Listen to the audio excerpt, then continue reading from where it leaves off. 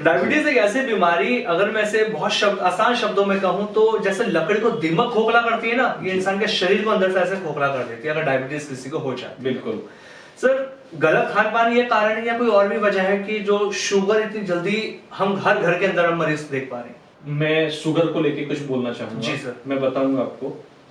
हम लोग ना जो पेस्टिसाइड्स का यूज कर रहे हैं, जो हमारे खान पान में बहुत ज्यादा है। एक करेला जिस दिन से पैदा किया, उसको बीज बोआ, उसके 2 घंटे बाद बाहर निकलते ही उसके ऊपर स्प्रे, उसके बाद जब फूल आना शुरू होगा तो स्प्रे, जब फल आ जाएगा तो स्प्रे।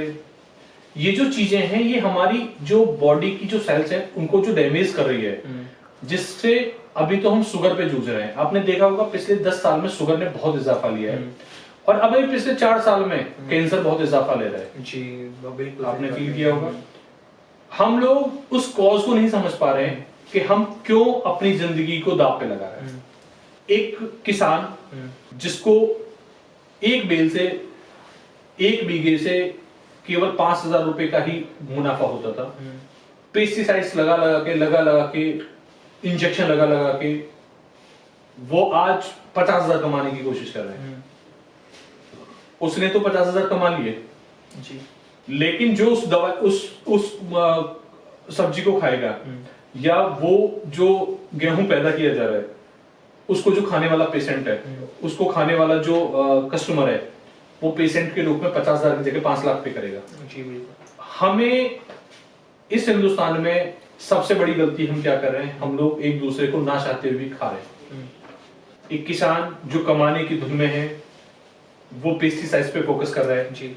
एक पेस्टिसाइड्स वाले अपने ब्रांड को चमकाने के लिए इतना हेवी पेस्टिसाइड्स का यूज कर रहे हैं कि जिससे उनका नाम ही मार्केट में चले। जी बिल्कुल, क्योंकि ये कंपटीशन की दुनिया है। यहाँ पे क्या हो रहा है, यहाँ से हमारे लीवर से जो चीजें एक्सट्रैक्ट होकर इंसुलिन को कंट्रोल कर रही है, वो डैमेज होना शुरू हो जाते हैं। जी। जैसे ही वो चीजें डैमेज होना शुरू होती हैं, तो हमारा जो लाइफ का ग्लाइड पाथ है जिसपे हम वर्किंग कर रहे हैं, वो टूटना शुरू हो जाता है, और शरीर थका थका, आंखों के नीचे गहरे गड्ढे होने शुरू हो जाते हैं, ब्लैकनेस फील होना शुरू हो जाती है। और एक सर्टेन टाइम के बाद वो अपने आप को जब चेकअप कराता है तो पता लगता है कि इसको तो शुगर है 300 350 कंटिन्यूटी। जब हम शुगर कल्चर कराते हैं तो पता लगा 3 महीने से ही 350 चल रही है। ठीक है, पता लगा टॉयलेट कितनी बार जाते हैं, बोले जी मैं रात में 5 बार जाता हूँ।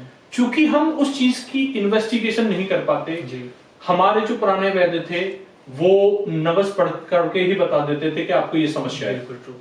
आज हमारा हर काम पैथोलॉजी लैब पे खड़ा है, क्योंकि हम अपने शरीर को खुद से नहीं जान पा रहे कि मेरी शरीर का बॉडी, मेरे शरीर का जो अंग है वो जो रिएक्ट कर रहा है उसके पीछे क्या सिम्टम्स हो सकते हैं।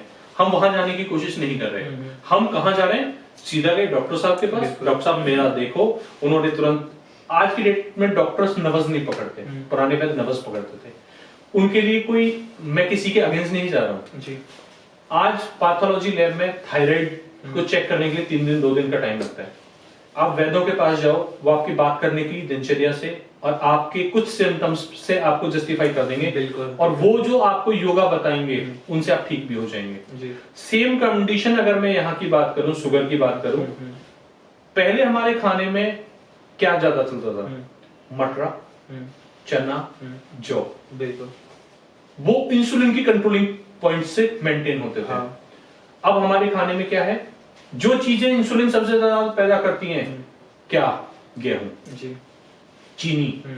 मैंने इसलिए बोला इन चीजों पे फोकस करें। और हम अगर पुराने वापस 50 साल पहले चले जाएं तो हमारी लाइफ में हमारी जो जनरेशन है वो लोग बच जाएंगे। बिल्कुल, हमें एक मुहिम उठानी पड़ेगी, हमें लोगों को अवेयर करना पड़ेगा कि मान जाओ, इस चीज से, जहर से दूर हो जाओ।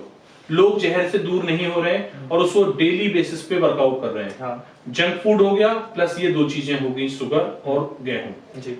हम लोग अपने लीवर का सत्यानाश कर रहे हैं। लीवर सोरेसिस, लीवर फाइब्रेट्स होने की कंडीशन में आ गया है, और वहां पे हम क्या करते हैं, फिर लीवर को ठीक करने की दवाई खाना शुरू कर देते हैं। एक ठीक नहीं होती दूसरे पे आ जाते हैं। हम बात कर रहे हैं अगर शुगर की, हमें शुगर में दवाई खाने की जरूरत ही नहीं है अगर हमारे घर में कुछ चीजें रखी हुई हैं तो।